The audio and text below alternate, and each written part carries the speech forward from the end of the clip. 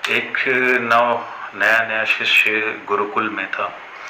वो कुछ दिन तक उसने शिक्षा ग्रहण की और शिक्षा ग्रहण करने के बाद उसका मन हुआ कि मैं अपने घर वापस कुछ दिनों के लिए चला जाऊं। उसने गुरुजी से आज्ञा ली। आज्ञा लेने के बाद निकल पड़ा घर के लिए।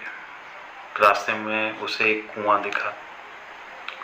उस कुएं से उसने पानी निकाला, पानी पिया। पानी बड़ा शीतल और बहुत ही मीठा था। उसको पीने के बाद उसके मन में यह विचार आया कि इस जल को क्यों न मैं अपने गुरुजी को देता चलूं। इस विचार के साथ उसने फिर से पानी भरा और अपने मशक में उस पानी को इकट्ठा करके वापस गुरुकुल की तरफ चल दिया। अब जब गुरुजी के पास पहुंचा तो उसने सारी बात बताई कि गुरुजी ऐसी ऐसी बात थी, मैं वापस आ गया और इस पानी को आप अवश्य पिए। गुरुजी ने उस पानी को पिया और पीने के बाद उसकी बड़ी तारीफ की कि बेटा ये तो बहुत ही शीतल है और बहुत मीठा है। उसके बाद उसने गुरुजी से आज्ञा ली और अपने घर को चला गया। कुछ देर उपरांत एक शिष्य उठा, वह गुरुजी के पास आया। उसने कहा कि मैं भी यह पानी पीना चाहूँगा, शीतल और मीठा है, और आपने उसकी बड़ी प्रशंसा की है। गुरुजी ने उसको पानी दिया।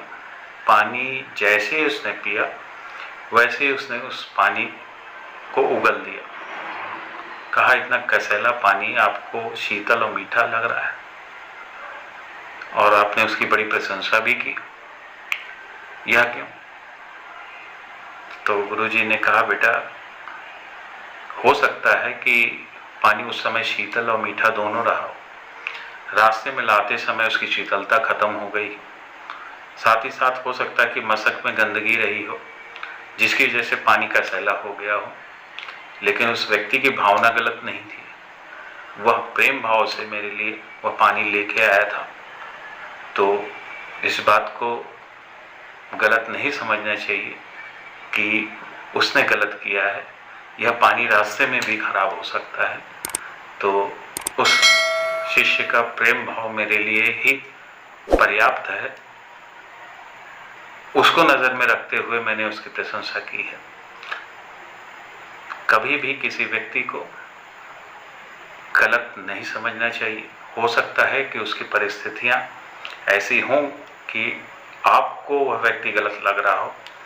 हमेशा उस व्यक्ति की वातावरण, उसके कार्य परिक्षेत्र और वह किन स्थितियों में है, इस बात का ध्यान रखकर ही उसके साथ आप किसी भी तरीके का आचरण करें।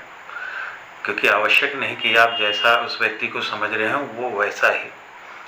उसकी परिस्थितियां ऐसी हो सकती हैं कि वो आपको गलत लग सकता है, लेकिन वह गलत नहीं भी हो सकता है।